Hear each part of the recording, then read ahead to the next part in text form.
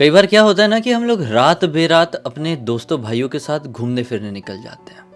हम ऐसी ट्रिप्स के दौरान, शॉर्ट ट्रिप्स के दौरान खासकर समय, तारीख, दिन ये सब कुछ नहीं देखते हैं। कई बार हम बातचीत में इतने मशगूल हो जाते हैं घूमते घूमते कि हम ये भी नहीं समझ पाते हैं कि हम कहाँ पहुँच गए हैं। ऐसी एक घटना घटी लखनऊ में रहने वाले कुछ लड़कों के साथ। इनके नाम बहुत ज़्यादा इम्पोर्टेंट नहीं है, लेकिन हाँ, जो मुख्य किरदार है इस कहानी से जुड़े हुए, मैं उनका नाम बता देता हूँ।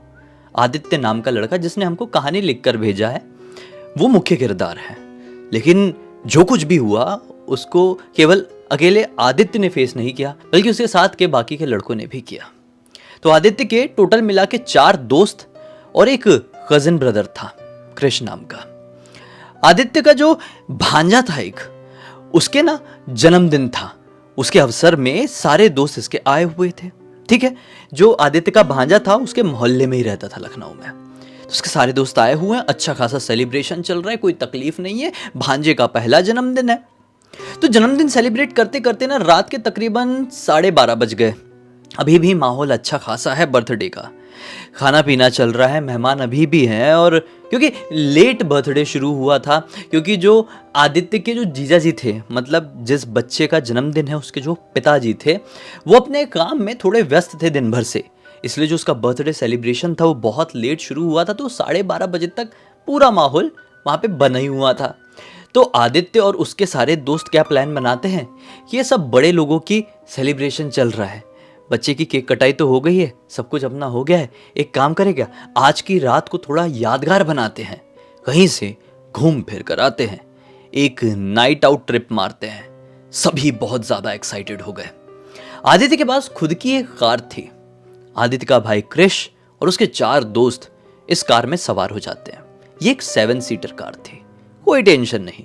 ये लोग बिना किसी को बताए कार उठाए और निकल पड़े घूमने के लिए, एक नाइट आउट ट्रिप कम लॉन्ग ड्राइव पे।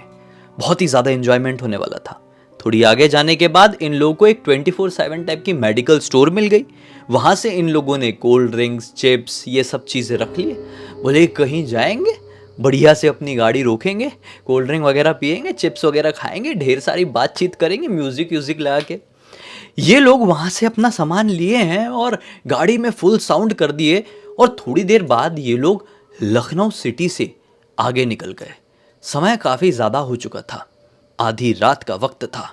पूरे सड़क में इनकी गाड़ी अकेली चल रही है और जोरों की म्यूजिक, धक चक धक चक धक चक धक चक धक चक धक चक। थोड़ी आगे जाने के बाद आदित्य सोचता है कि यार सीधे सीधे रोड में क्या जा रहे हैं, थोड़ी आगे जाके ना अपन को एक पिकनिक स्पॉट मिलेगा। जी हाँ, लखनऊ से थोड़ी आगे जाके कई पिकनिक स्पॉट हैं। तो उसने सोचा कि मैं पिकनिक स्पॉट तरफ गाड़ी ले लेता हूँ। उसने ले लिया और उसके सारे दोस्तों ने ध्यान भी नहीं दिए। थोड़ी आगे जाने के बाद वो स्पॉट आ गया, लेकिन इतनी रात गए, वहाँ पर कौन पिकनिक मनाएगा। वहाँ पे ना कई बार 31st की नाइट, जो 31 दिसंबर होता है, टेंटिंग होती थी। तो एकदम सुनसान, ओपन और डार्क एरिया था। इसने वहाँ पर गाड़ी रोक दिया। इसके सारे दोस्त बोलते हैं यार बहुत सुनसान नहीं लग रहा है क्या। ये बोलता है टेंशन लेने वाली क्या बात है यार, यहीं पे थोड़ी कोल्ड ड्रिंक वगैरह पीते हैं। कोल्ड ड्रिंक वगैरह पिए, लेकिन ना यहाँ का जो माहौल था वो बहुत ज़्यादा अपने आप में क्रीपी वाइब क्रिएट कर रहा था। 2023 की बात है, नवंबर का टाइम था, फॉग वगैरह बहुत ज़्यादा था। और पता नहीं क्यों, जैसे कि अभी बाहर कुत्ते नॉन स्टॉप रो रहे हैं, पता नहीं आपको आवाज़ आ रही है कि नहीं आ रही है। उस रात भी जहाँ पर वो लोग रुके थे वहाँ पर भी नॉन स्टॉप कुत्ते रो रहे थे।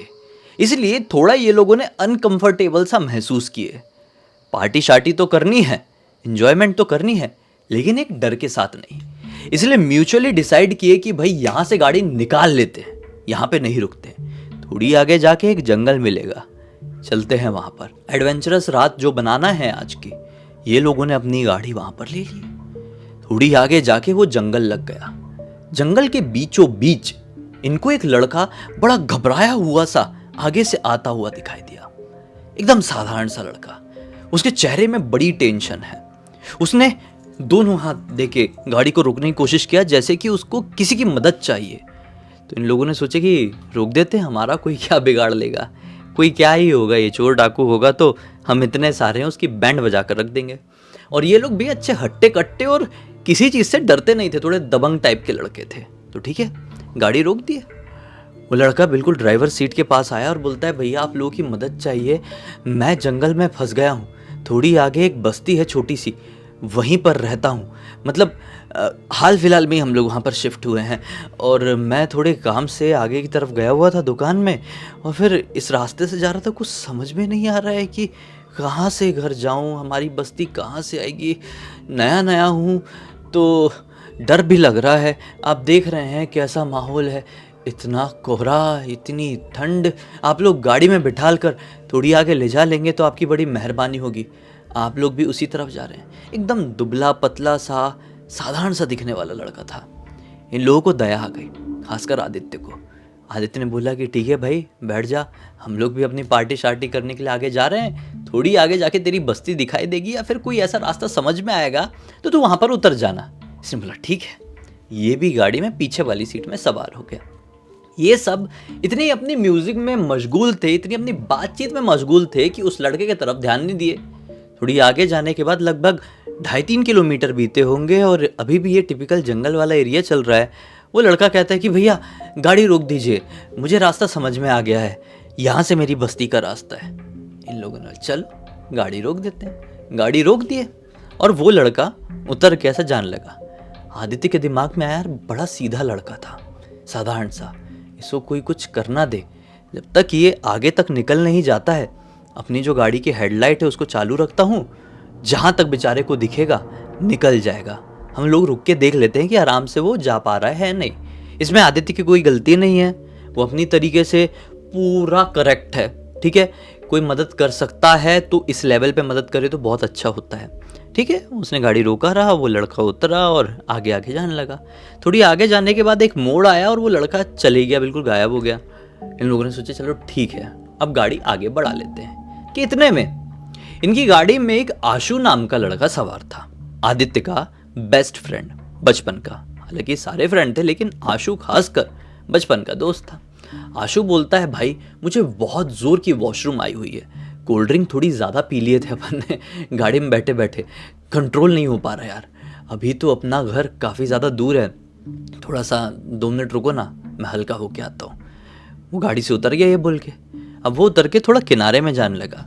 इतने में क्रिश, आदित्य का जो कज़न ब्रदर था, वो कहता है कि यार अपन लोग भी उतर जाते हैं ना, यहाँ पे देखो अच्छा लग रहा है, थोड़ा एक हाथ 2 फोटो वोटो निकालने की कोशिश करते हैं, कुछ अच्छी फ़ोटोज़ आ जाएगी, डिफरेंट बैकग्राउंड में मिल जाएगी, अपलोड वगैरह करेंगे, अच्छे लाइक वाइक आएंगे कि कहाँ पे देखो इन लोगों ने एडवेंचर किए, टाइम वाइम डाल के स्टोरी क्रिएट करेंगे, ऐसा स्नैपचैट वगैरह में डालेंगे। ठीक है भाई, सब लोग उतर गए। वो हल्का होने के लिए गया हुआ था, अपनी फ़ोटो फाटो खींच रहे हैं, उसको गए हुए 5 मिनट हो गए। इन लोगों ने सोचे 1 नहीं 2 आई थी क्या, ऐसा था क्या।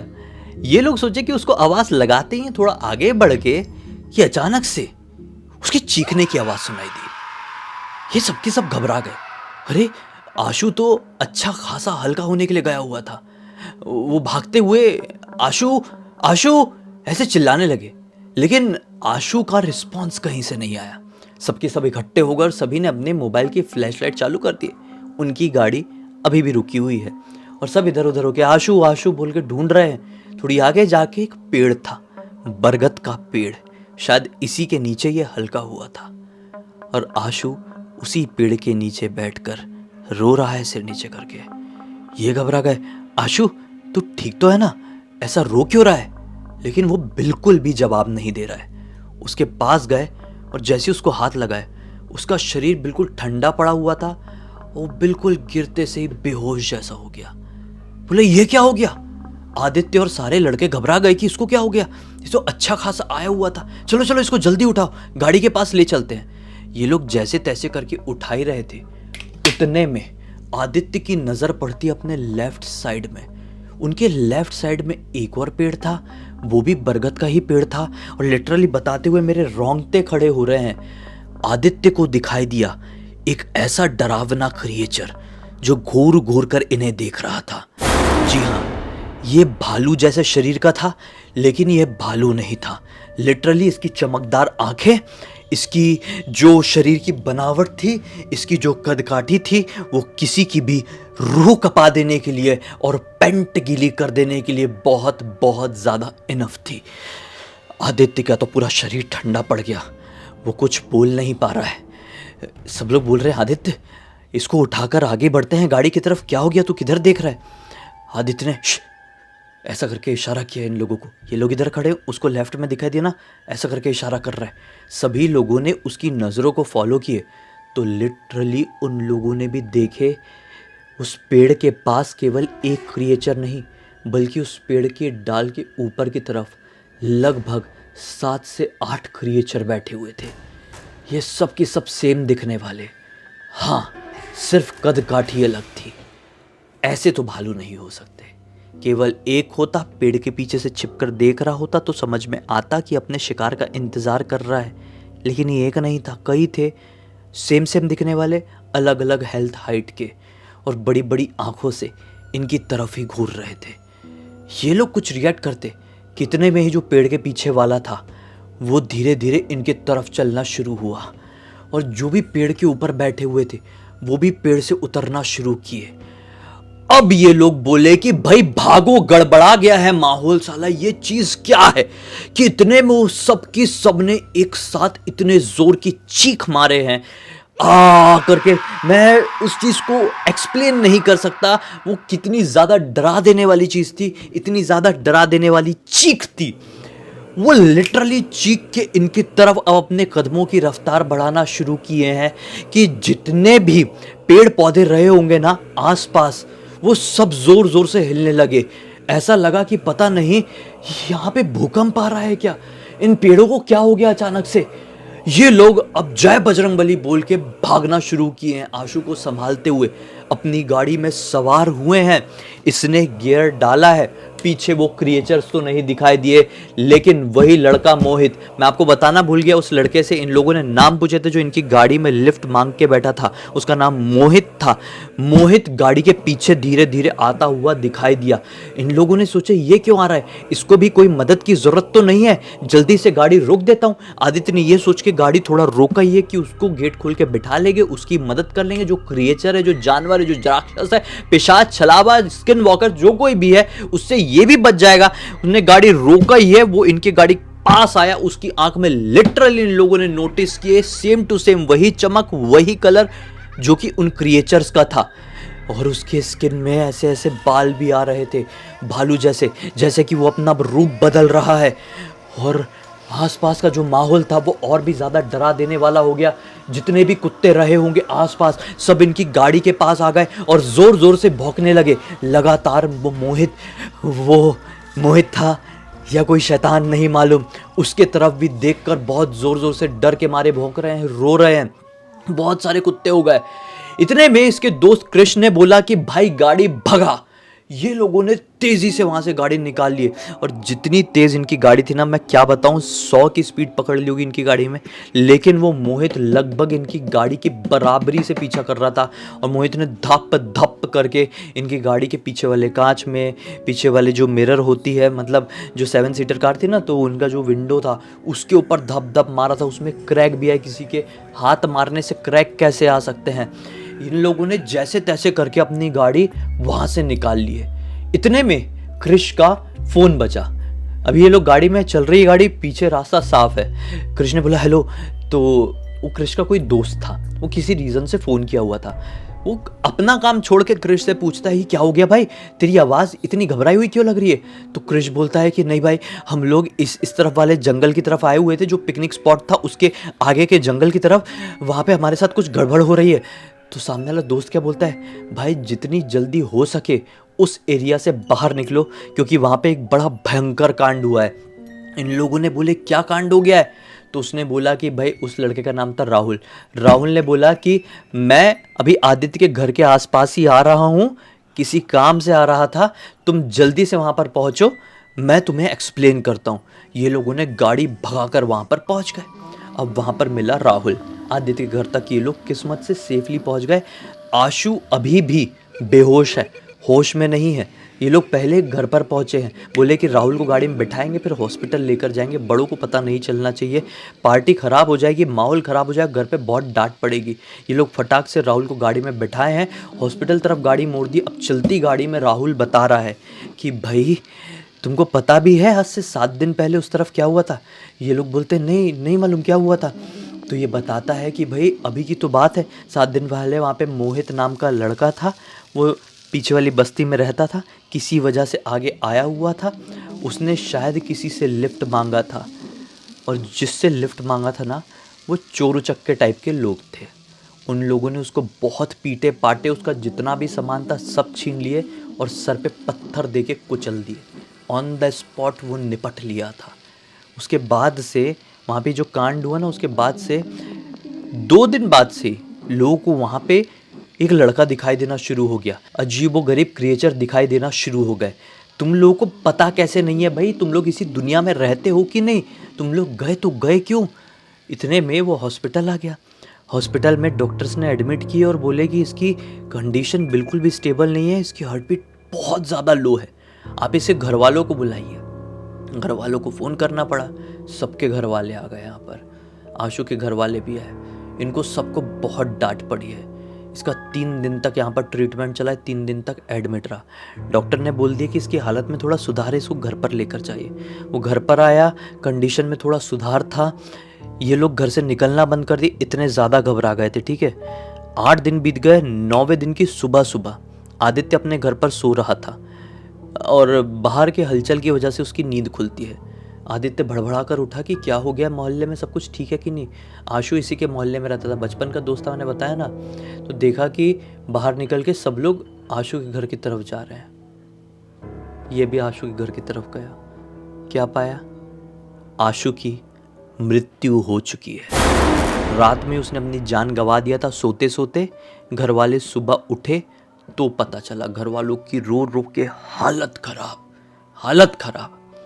उसी रात को अपने आदित्य को सपने में क्या दिखाई दिया है कि आशु आया है और बहुत रो रहा है, बोल रहा है आदित्य तेरी गलती की वजह से मैं इस अंधकार में फंस गया हूं, मैं तड़प रहा हूं आदित्य, मैं तड़प रहा हूं, मुझे कैसे भी करके यहां से बचा ले, नहीं तो तू भी मेरे पास आ जा। लिटरली उस रात के बाद से आदित्य आज की रात तक ऐसे खौफ में जी रहा है कि मैं क्या बताऊं। हर चौथे 5वें दिन उसे आशु सपने में दिखाई देता है। सपने में एक घना जंगल है, उस घने जंगल में बिल्कुल वैसे ही हल्की हल्की चिल्लाने की आवाज़ आती है जैसे कि उनको लिटरली उस जंगल में उन शैतानों की चिल्लाने की आवाज़ सुनाई दी थी।